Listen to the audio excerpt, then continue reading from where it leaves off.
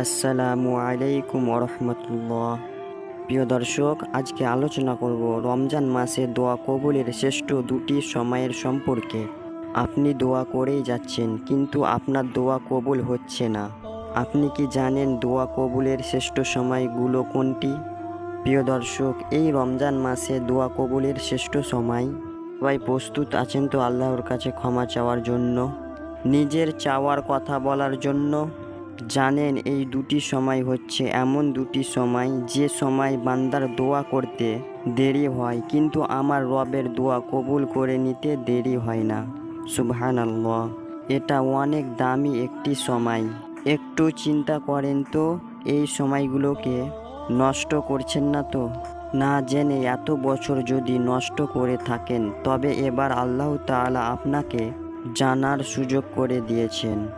এবার এই সময়গুলোকে খুব ভালো করে কাজে লাগান।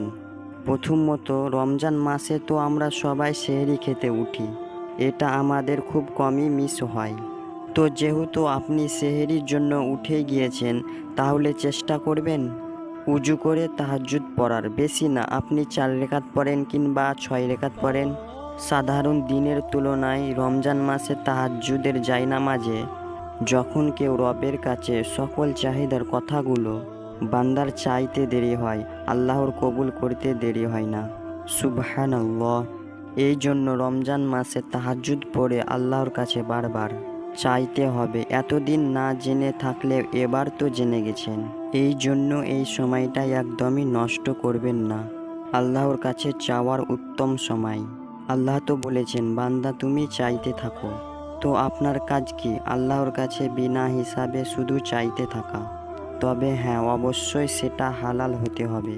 রমজান মাসে দোয়া কবুল হওয়ার সর্বশ্রেষ্ঠ সময় হচ্ছে ইফতারের সময়, যখন আপনার সামনে সুস্বাদু বিভিন্ন খাবার, বিভিন্ন পদের আয়োজন থাকবে, কিন্তু আপনি তা খাচ্ছেন না। ক্ষুধার যন্ত্রণায় একদম প্রবল হয়ে গিয়েছে আপনার, তবুও খাচ্ছেন না। কেন? আল্লাহ তাআলার জন্য খাচ্ছেন না, তাই না? ঠিক সেই সময়টা আল্লাহ ও তার বান্দার প্রতি ভালোবাসা তৈরি হয়।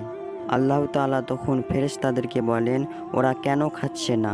তখন ফেরেশতারা বলেন, ও আমার রব, তোমার জন্য খাচ্ছে না তোমার বান্দারা, তোমার সন্তুষ্টির জন্য তারা না খেয়ে আছে।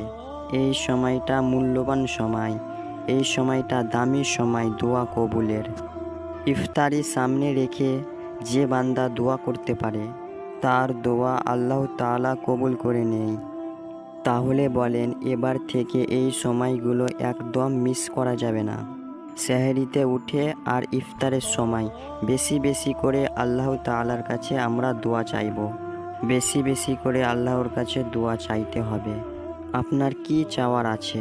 আপনি আপনার সব চাহিদার কথা আল্লাহকে বলতে পারেন। আপনার বিপদ আপদের কথা আল্লাহকে বলেন। এবার থেকে ইফতারের সময় সেহরির পর কোনো বাহানা চলবে না। এবার থেকে শুধু আল্লাহর কাছে চাইতে থাকেন, দেখবেন আপনার দোয়া করতে দেরি, আপনার রবের দোয়া কবুল করতে দেরি হবে না। এই রমজানে আল্লাহ তাআলা আমাদের সবাইকে তার কাছে চাওয়ার তৌফিক দান করুক, আমিন। প্রিয় দর্শক, আজকের ভিডিওটা এই পর্যন্ত। ভিডিওটা ভালো লাগলে অবশ্যই একটি লাইক দিবেন এবং এরকম ভিডিও পাওয়ার জন্য আই অ্যাম মুসলিম এই চ্যানেলটিকে সাবস্ক্রাইব করবেন। আল্লাহ হাফেজ।